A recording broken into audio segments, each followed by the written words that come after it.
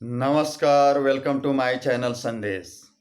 आज हिंदुस्तान में बाहरी शिक्षा का दुष्प्रभाव ऐसा नज़र आ रहा है जिसे लोग चमत्कार समझ रहे हैं और ऐसी ऐसी क्रियाएं कर रहे हैं जो उनके भ्रम सुख को हवा दे रहा है। वो मंदिर में जाकर सेल्फी ले रहे हैं, भगवान की तरफ पीठ दिखा दिखा कर अपने आप को एक्सपोज कर रहे हैं। एक्सपोजर लाइफ का कमाल ऐसा हो चुका है कि उनके चाहने वाले जब उन्हें एहसास कराते हैं कि आप बहुत सुंदर हो, सेल्फी में आप बहुत अच्छे दिख रहे हो, आपका लाइक बढ़ाते हैं, तो इंसान अपने आप को कामदेव और इंद्र का अवतार समझने लगता है। स्त्रियां अपने आप को रंभा उर्वशी मेनका जैसी समझने लगती है। कुछ जो समझदार लोग हैं वो एक्सपोजर लाइफ का ऐसा कमाल कर रहे हैं कि मंदिर आश्रम में जा जाकर ऐसी क्रियाएं कर रहे हैं जो कि वहाँ के डिसिप्लिन अनुशासन को तोड़ता है, जो वहाँ के प्रोटोकॉल को भंग करता है। अगर वहाँ में ये बताया जा रहा है कि आप ये ना करो तो हम लोग वही करते हैं, इस बात के परवाह किए बिना कि इससे भगवान का अपमान हो रहा है या मान हो रहा है, उसकी कोई चिंता नहीं है।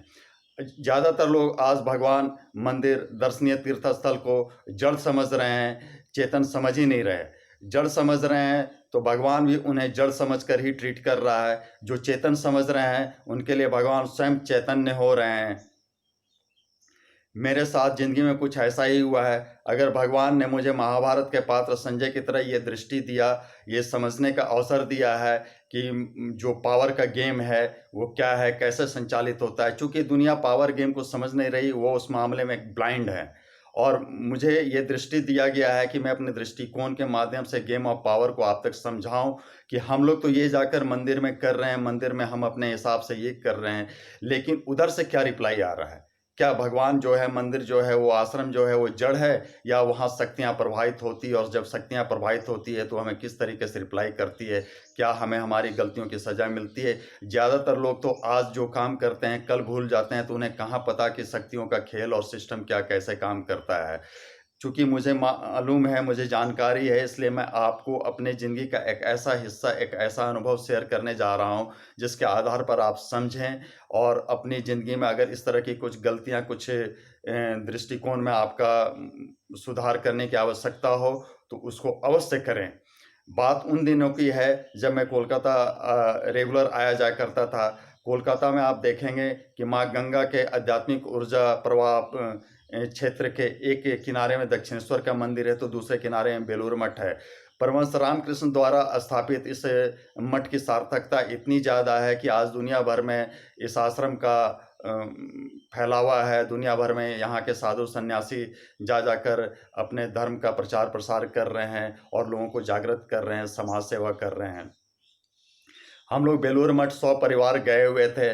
बेलूर मठ में जब आदमी एंट्री लेता है तो वो थोड़ी दूर अंदर जाने के बाद कुछ ऐसा हिस्सा है जो सन्यासियों ने अपने लिए निषिद्ध बना रखा है। उधर आम आदमियों का प्रवेश वर्जित है, और जो आम आदमियों के प्रवेश का हिस्सा है उधर लोग जाते हैं। और ज़्यादातर लोग जो है उस तीर्थ स्थल को, उस आध्यात्मिक ऊर्जा परिसर से आध्यात्मिक ऊर्जा का या शक्ति का लाभ लेने की जगह जो है अपने एक्सपोजर लाइफ को एक्सपोज करते हैं और पिकनिक पार्टी में उसे तब्दील कर देते हैं। वहाँ ऐसी ऐसी क्रियाएं होती दिखती है जो हम धर्म का अनुसरण करने वालों के लिए बड़ा गलत लगता है, और मन कचोट के संकोच में रह जाता है कि लोग पता नहीं कैसी ज़िंदगी जी रहे हैं, भगवान को क्या समझ रहे हैं, उन्हें क्या कर रहे हैं, उन्हें क्या दे रहे हैं।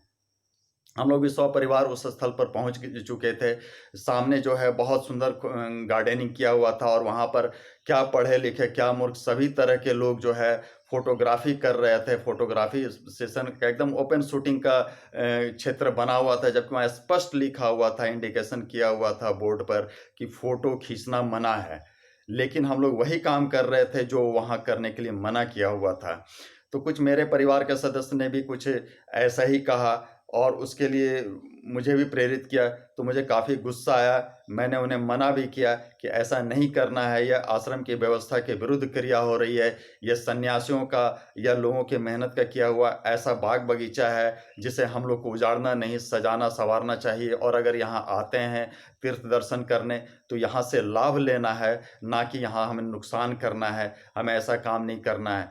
लेकिन पूरी की पूरी कुएं में जब भंग घुली हुई है तो कौन कहाँ किसकी सुनता है। वहाँ सेल्फी का दौर चला और मैं मन मार कर अपने आप को समेट कर किनारे खड़ा रखा। धीरे धीरे लोग वहाँ से आगे बढ़े और आगे जो है एक बड़ा सा हॉल बना हुआ है जहाँ पर कि ठाकुर की प्रतिमा है। लोग वहाँ जाते हैं, उनको प्रणाम वगैरह करते हैं और थोड़ी देर बैठ के अपने आप को शांति वगैरह की प्रक्रिया में धकेलते हैं। मैंने काफ़ी पहले से अपने सारे वीडियोज़ में, ज़्यादातर वीडियोज़ में बता रखा है कि जब जब शक्ति का प्रभाव होता है वो भ्रम, कन्फ्यूज़न क्रिएट करता है, ये ध्यान रखना है। बहुत बार ऐसा होता है कि ज़िंदगी में लोगों का वो कुछ ऐसा डिसीजन ले रहे होते हैं जहाँ पर कि ये शक्तियाँ प्रभावी होती है और गलत डिसीजन हो जाता है। इसलिए अगर इस तरह का खेल आपके साथ कभी भी चल रहा है, कोई भी ऐसे बड़े डिसीजन पे आप लोग बैठ रहे हों, तो वहाँ पर क्या है कि डिसीजन को थोड़ा पेंडिंग लेके चलें।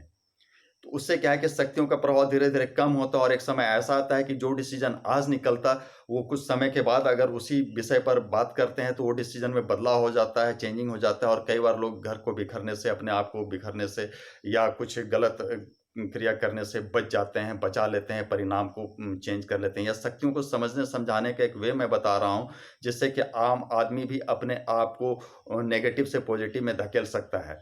तो हम लोग भी आश्रम में पहुँच चुके थे, ठाकुर की प्रतिमा को प्रणाम वगैरह किया, अपनी मानसिक शांति सुकून के लिए जो प्रार्थना करना था कर लिए और उसके बाद उधर आगे बढ़ गए। बहुत बड़ा एरिया है घूमने के लिए, वहीं पर विवेकानंद जी का भी समाधि स्थल है, वहाँ पर भी गए, जो प्रणाम पाती वगैरह करना था किए। और थोड़ी दूर के बाद क्या है कि एक स्थल बना हुआ है जहाँ पर 3 सन्यासियों का समाधि स्थल है, तो वहाँ पर भी लोग जाते हैं, प्रणाम वगैरह करते हैं और अपने जो क्षमा भाव है वो मांगते हुए आ जाते हैं। तो हम लोग भी सपरिवार जब घूम ही रहे थे, करीब आधा पौन घंटा बीत चुका था और अचानक मेरी पत्नी जी के दिमाग में स्ट्राइक किया, बैग कहाँ है? अब वो बैग देखने का जो उनका वो था, जो बैग के खोने का जो प्रभाव उस समय नज़र आ रहा था, वो बदहवास भागी। दिमाग जो है उनका डाइवर्ट हुआ, वो समझ नहीं पाया कि क्या हुआ, कहाँ चूक हुई, कैसे हुई और बुरी तरह बदहवास होकर वह उस दिशा में जाने का प्रयास करने लगी जहाँ पर सेल्फ़ी प्रोग्राम चला था उन लोगों का और बैग वहीं रखा हुआ था। ये दिमाग में स्ट्राइक किया।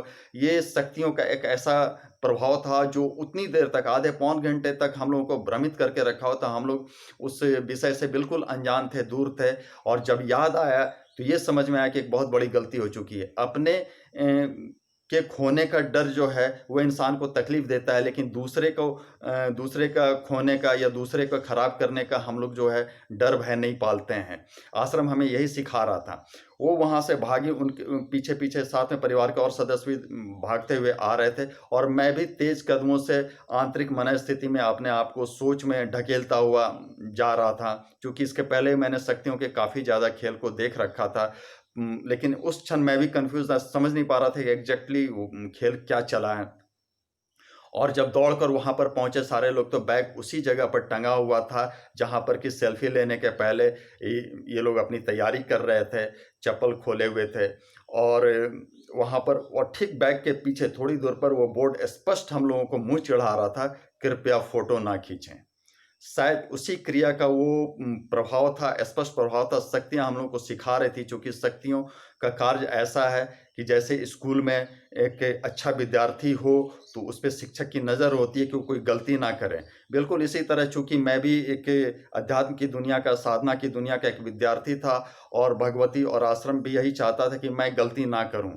और मैंने जब गलती किया है, मेरे परिवार के लोगों ने गलती किया है, तो हम लोगों ने सज़ा पाया है, या मैं आपको स्पष्ट कर दे रहा हूँ और धीरे-धीरे जैसे-जैसे मैं अपने एपिसोड्स आप तक पहुँचाऊँगा, आप लोग इस बात को देखेंगे, समझेंगे कि हाँ, मंदिर और आश्रम वगैरह भी जो है पनिशमेंट देते हैं, शक्तियाँ भी अपना रिवेंज लेती है, इसलिए इस बात का ध्यान रखना है। मैं समझ गया कि क्या खेल चला और आज आप लोग के माध्यम से बस यही आप लोग को बताने समझाने का प्रयास कर रहा हूँ कि अगर कभी भी मंदिर जाते हैं तो अपने आप को एक्सपोजर में ना डालें। वहाँ से जो आध्यात्मिक एनर्जी है, जो सूक्ष्म एनर्जी प्रवाहित हो रही है, उसको अपने इसके साथ कनेक्ट करें। इसके साथ जितना वो आपका कनेक्शन बना रहेगा, उतनी ज़्यादा सूक्ष्म शक्तियाँ आपके ऊपर प्रभावी रहेगी, आपके ज़िंदगी को बेहतर करने में वो मदद करेगी। यही हाल आश्रम वगैरह का भी होता है। मैं ऐसे अपने ज़िंदगी के ऐसे अनुभवों को बाहर नहीं लाता, लेकिन चूँकि समाज हित, धर्म हित, मानव हित में लंबे समय से काम कर रहा हूँ और शायद भगवती ने मुझे ऐसी भूमिका के लिए चुना है कि वो मुझे प्रैक्टिकल पढ़ाती है और मैं उसे ही आप तक पहुँचाने का प्रयास करता हूँ। आप इस पर कितना विश्वास करेंगे या आप समझें, मैं अपनी ज़िम्मेदारी के तहत आप तक ये ज्ञान पहुँचा रहा हूँ और कोशिश करें आप लोग भी कि इस ज्ञान को और ज़्यादा से ज़्यादा लोगों तक पहुँचाएँ। धर्महित मानवहित में प्रयास जारी रहेगा। जय महाकाली, जय माँ तारा माँ। मेरे पिछले वीडियो को भी देखें और आने वाले का भी इंतजार करें। जय माँ।